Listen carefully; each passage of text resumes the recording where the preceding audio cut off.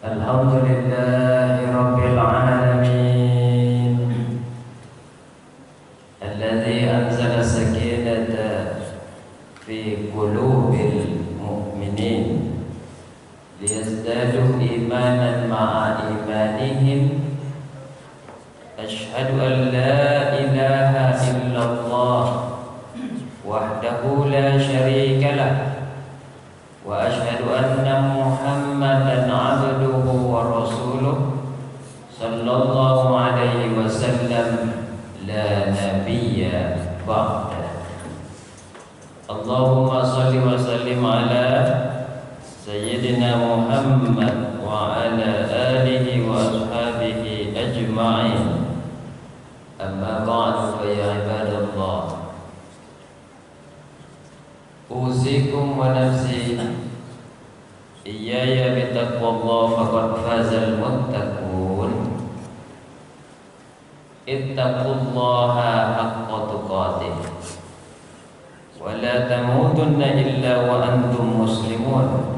Wa qala Allah ta'ala fil Qur'anil azim, a'udzu billahi minasy syaithanir rajim.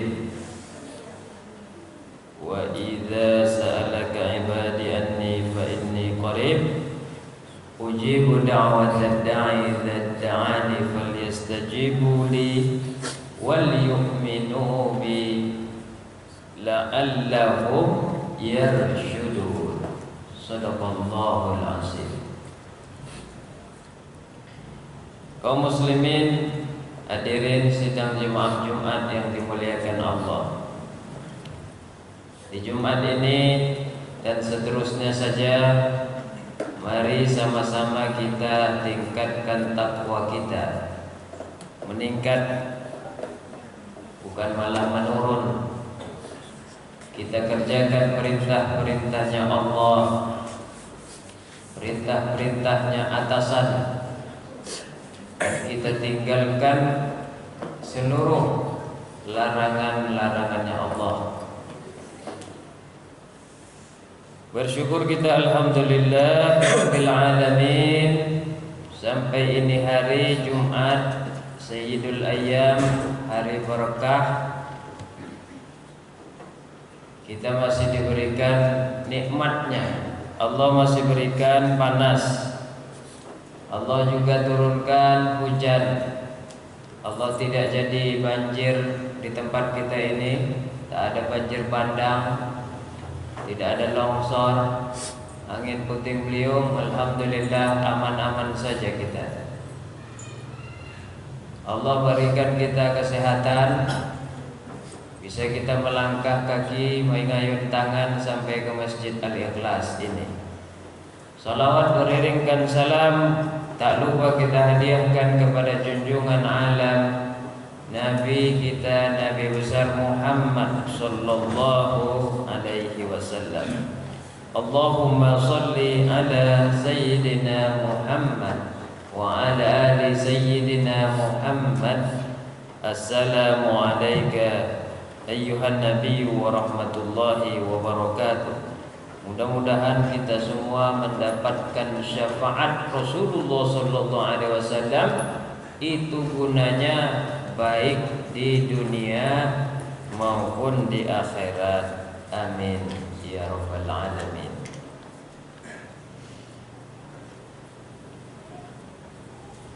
Orang yang bekerja terus, hidupnya berusaha pagi, siang, malam, apapun jenis usahanya, ataupun makan gaji, tanpa dia memohon kepada Allah, alias dia tidak berdoa. Dipikirnya hidup itu kerja, dapat uang bisa makan, jalan-jalan, happy-happy, bahagia-bahagia dengan dirinya atau keluarganya, tanpa memohon kepada Allah. Itu termasuk kategori orang yang sombong.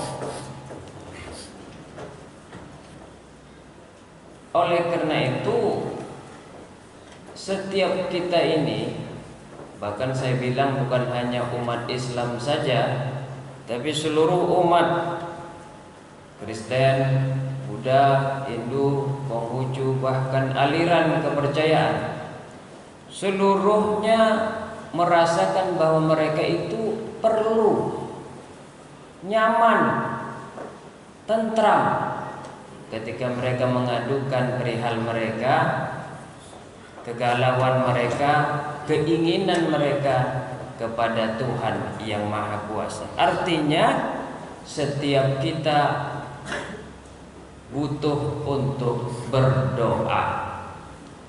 Orang yang berusaha tanpa berdoa sombong. Makanya doa adalah senjata orang yang beriman. Dulu kita dijajah dengan Belanda, Jepang, senjata kita biasa. Bahkan apapun bisa jadi senjata. Ada cangkul jadi senjata. Ada sabit jadi senjata. Tapi sebelum pergi untuk berjihad atau berperang, mesti kita berdoa dulu, mudah-mudahan merdekalah negara kita. Alhamdulillah dikabulkan 1945, merdekalah Indonesia. Jadi ini harus dipakai juga zaman sekarang. Doa-doa orang yang mesti banyak, doa-doa orang yang tulus, doa-doa orang yang di waktu-waktu mustajab. Ternyata ada doa-doa waktunya mustajab, atau di ketika itu kita berdoa, doa kita diijabah. Apa? Pertama, ad-du'a bainal azani wal iqamah la yuraddu. Doa ketika azan dan qomat itu tidak akan ditolak atau tidak diterima. Ketika subuh azan, lalu kan berhenti. Biasanya ada bunyi waktu 5 menit baru qomat. Ketika itu hendaklah kita sebagai orang yang beriman berdoa. Apa saja keinginan kita. Ketika zuhur juga begitu. Azan berhenti, berdoa lagi. Asar nanti azan berhenti, berdoa lagi. Bahkan saya boleh bilang, walaupun kita di perjalanan, kita dengar misalnya kita ingin ke Sumbar nanti siang ini, lalu kita di HP kita ada azan asar, berdoalah. Di mana? Di dalam mobil, berdoalah. Ini yang perlu harus dimengerti oleh setiap orang beriman dan setiap umat Islam. Allah itu tidak di satu tempat. Jadi kalau kita berdoa di mobil, Allah tahu. Jadi kalau kita berdoa di dalam kafe, Allah tahu. Jadi kalau kita berdoa di pesawat, Allah dengar. Bahkan di tempat-tempat yang dianggap kotor sekalipun, kalau kita berdoa misalnya di WC, Allah tahu. Di hotel, Allah tahu. Ini maksud saya, kalau kita kedengaran azan, misalnya di aplikasi HP kita udah azan, ya doa. Minimal doanya doa setelah azan. Allahumma rabba hadhihi da'wati tammah. Ya Allah, Tuhan pemilik seruan yang sempurna ini. Wassalatil qa'imah, dan salat yang akan kami dirikan. Ati sayyidina Muhammadanil wasilata wal fadilah. Berilah kepada Sayyidina Muhammad Nabi kita wasilah dan fadilah dan keutamaan. Itu minimal doa setelah azan, atau doa yang setelah azan itu ditambah doa kita pribadi masing-masing. Pingin cepat kaya, pingin sembuh dari penyakit, pingin tidak lagi kelahi sama anak, pingin, ya banyak sekali permasalahan hidup Anda. Ya kalau Anda tidak berdoa jadi bingung juga malaikat. Saya juga bingung ada orang nggak mau berdoa, padahal masalah begitu banyak. Itu time atau waktu dikabulkan doa. Berikutnya, waktu dikabulkan doa adalah duduknya khotib ketika mimbar. Atau saya nanti duduk, itu biasanya ada yang selawat. Ketika itu pesan dari guru saya, dulu saya belajar ilmu tasawuf. Ketika Anda duduk atau khotib duduk dari mimbar setelah dia khutbah pertama, itu mintalah doa atau berdoalah. Namun pesan guru saya itu, nama guru saya adalah Syekh Zakaria Al-Kampari. Jumat ini doanya misalnya ingin hati tenang. Jumat depan lagi doanya itu lagi ingin hati tenang. Jumat satu lagi itu lagi ingin hati tenang. Kalau 3 kali Jumat Anda doa ketika khutbah duduk, 3 kali berturut-turut maksudnya, insya Allah doa Anda akan dikabulkan. Jangan doa itu misalnya Jumat ini pengen beli pesawat, Jumat depan pengen beli hotel. Nah, itu berarti nggak fokus dalam berdoa. Kita juga dididik supaya kita itu fokus di dalam meminta kepada Allah. Ada seorang sahabat Nabi namanya Sa'ad bin Abi Waqqas. Sa'ad bin Abi Waqqas ini saudaranya mamak Nabi atau Siti Aminah. Ibunya Nabi kan Siti Aminah, itu bersaudara dengan Sa'ad. Sa'ad bin Abi Waqqas datang kepada Rasulullah. Wahai Rasulullah, bagaimana caranya supaya doa seorang manusia itu sering dikabulkan? Jadi dia minta, misalnya ini lagi hujan lebat, padahal banyak acara. Ya Allah, berhentikanlah hujan, terkabul. Ya Allah, sediakanlah kami sedikit makanan, terkabul. Ya Allah, hilangkanlah perkelahian di pasar, itu terkabul. Bagaimana manusia itu? Saya manusia, kita semua jemaah di sini manusia. Bagaimana manusia itu sering doanya terkabul? Rupanya ini diminta juga oleh Sa'ad bin Abi Waqqas langsung kepada sang kekasih Allah Rasulullah sallallahu alaihi wasallam. Dalam hal ini Nabi bersabda yang diriwayatkan Ibnu Mardawai, "Hai Sa'ad, makanlah yang baik,